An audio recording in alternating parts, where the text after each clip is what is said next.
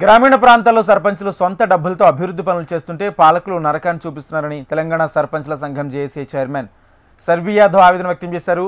కొత్త ప్రభుత్వం ఏర్పడి 20 నెలలు అవుతున్నా సర్పంచ్లకు పెండింగ్ బిల్లులు చెల్లించలేదని రాష్ట్ర మానవ హక్కుల కమిషన్లో ఫిర్యాదుపై ఇవాళ విచారణకు వచ్చింది.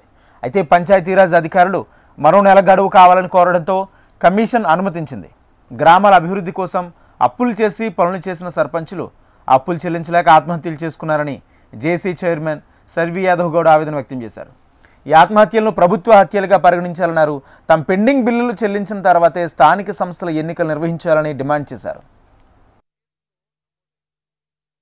ఈ ప్రభుత్వం ఏర్పడి 20 నెలలు అవుతున్నది.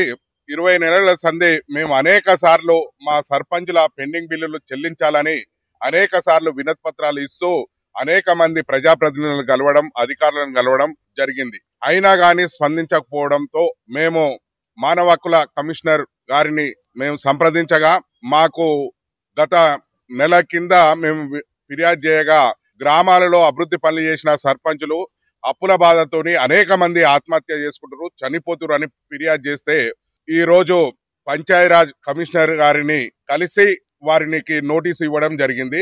వారు నోటీసుకు ఈ రోజు హాజరయ్యేది ఉండే కానీ పంచాయతీరాజ్ అధికారులు ఇంకా నెల రోజులు గడువు అడిగినారు.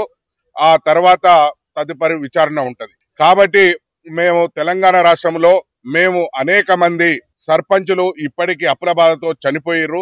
దేశంలో ఆదర్శంగా అభివృద్ధి పనులు చేసిన సర్పంచులు చనిపోయారు.